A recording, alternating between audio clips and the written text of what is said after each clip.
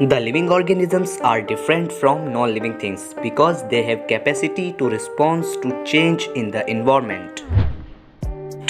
जितने भी living organism यानी जानदार होते हैं वो सारे मुख्तलिफ हैं गैर जानदार चीज़ों से, क्योंकि जानदारों के अंदर इन्वायरमेंटल चेंजेस को रिस्पॉन्स करने की कैपेसिटी यानी सलाहियत होती है।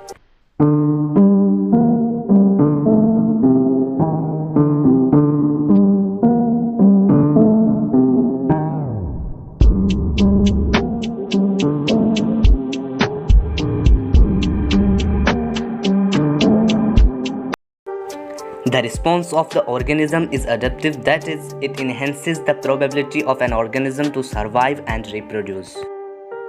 यानी जो जानदारों का रद्द अमल होता है वो एडेप्टिव होता है, यानी वो अपने इन्वायरमेंट के हिसाब से चेंज होता रहता है, और यही वजह है जो जानदारों के सर्वाइव करने और रिप्रोड्यूस करने की प्रोबेबिलिटी को इन्हेंस करती है यानी बूस्ट करती है।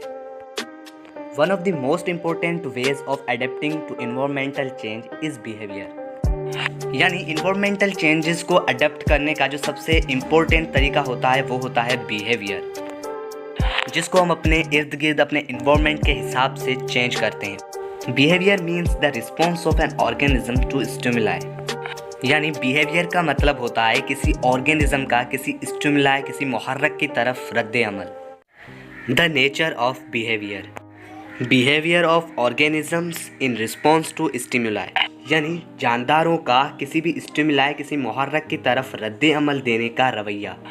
All those responses to stimuli involved in the integrated functioning of the entire organism are called behaviour, कि हर वो रद्द अमल किसी मुहर्रक की तरफ जो होता है उसमें एक जानदार के सारे फंक्शंस मिलकर रिस्पॉन्स करें तो उसे बिहेवियर कहा जाता है। In simple words, what an organism does and how it acts after being stimuli is called behavior.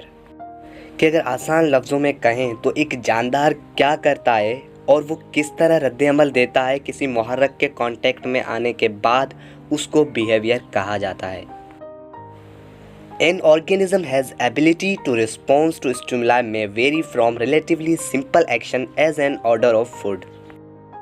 यानी एक जानदार के पास ये काबिलियत तो होती है कि वो स्टिमुलाई को रिस्पॉन्स कर सके, उसका रद्द अमल दे सके, यानी हर ऑर्गेनिज्म एक स्टिमुलाई की तरफ एक अलग तरीके का रिस्पॉन्स एक अलग तरीके का बिहेव करता है। जैसे कि यहाँ पर एक सिंपल एग्जांपल दिया गया है फूड का, कि फूड की तरफ भी हर एनिमल का हर ऑर्गेनिज्म का एक अलग रिस्पॉन्स होता है एक अलग कैटेगरी के फूड की तरफ। हम इसको एक सिंपल एक्शन से समझते हैं, जैसे कि अगर आप लोग एक डॉग को मीट देंगे तो वो खा जाएगा, या फिर एक लॉयन को मीट देंगे तो वो खा जाएगा। लेकिन अगर आप किसी लॉयन को ग्रास देंगे या फिर शायद आप उसे अगर वीट दें तो वो उसको नहीं खाएगा। अब है तो वो खाना, तो एक ऑर्गेनिज्म उसकी तरफ रिस्पॉन्स करेगा तो दूसरा नहीं करेगा, क्योंकि वो उसकी कैटेगरी का या वो स्टिमुलाई उसे स्टिमुलेट कर ही नहीं रहा। तो कहने का मतलब ये है कि हर ऑर्गेनिज्म का किसी भी स्टिमुलाई की तरफ एक अलग एक डिफरेंट रिस्पॉन्स होता है।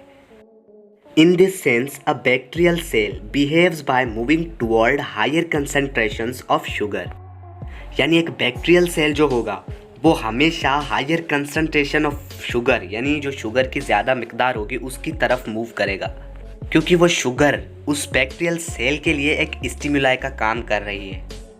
On the other hand, the complex sexual behavior patterns of territory defense and mating are seen in fishes, birds and mammals. यानी वहीं दूसरे हाथ पर अगर हम लोग कॉम्प्लेक्स यानी जो पेचीदा किस्म के सेक्सुअल बिहेवियरल होते हैं उनकी तरफ अगर देखें, जैसे कि टेरिटरी डिफेंस, यानी कोई भी एक एनिमल ये नहीं चाहेगा कि उसकी टेरिटरी में दूसरा कोई एनिमल आए, और इसके अलावा मेटिंग और जो कि फिशेज़ वगैरह के अंदर देखी जाती है, बर्ड्स के अंदर देखी जाती है और मेमल्स वगैरह के अंदर देखी जाती है, जो कि एक ही सेक्स एक ही किस्म के एनिमल्स के बीच में होती है, और वो ये बात पसंद नहीं करते कि उनकी टेरिटरी में कोई और एनिमल आए। यानी एक पूरी इंटायर स्पीशी का जो एक बिहेवियर होता है किसी स्टिमुलाई की तरफ वो सेम रहेगा, लेकिन अगर वहीं कोई और स्पीशी आएगी तो उसका स्टिमुलाई की तरफ उस सेम स्टिमुलाई की तरफ जो बिहेवियर होगा वो थोड़ा चेंज होगा। In the other words, what a human, animal or any other organism does after being exposed to stimuli is part of its behavior. यानी किसी भी स्टिमुलाई मुहर्रक के कांटेक्ट में आने के बाद एक जानदार, एक इंसान, एक जानवर या किसी भी और जानदार का उसकी तरफ क्या रिस्पॉन्स होता है उसको बिहेवियर कहा जाता है या वो उसके बिहेवियर का हिस्सा है। So the study of animal behaviour is called ethology. यानी जो एनिमल बिहेवियर की स्टडी है, पढ़ाई है, उसको इथोलॉजी कहा जाता है। और इथोलॉजी ग्रीक लैंग्वेज के लफ्ज़ इथोलॉजिका से निकला है, जिसका मतलब होता है डिपिक्टिंग कैरेक्टर, यानी किरदार की नुमाइश, यानी किसी भी एनिमल का जो बिहेवियर होता है उसको जाहिर करना।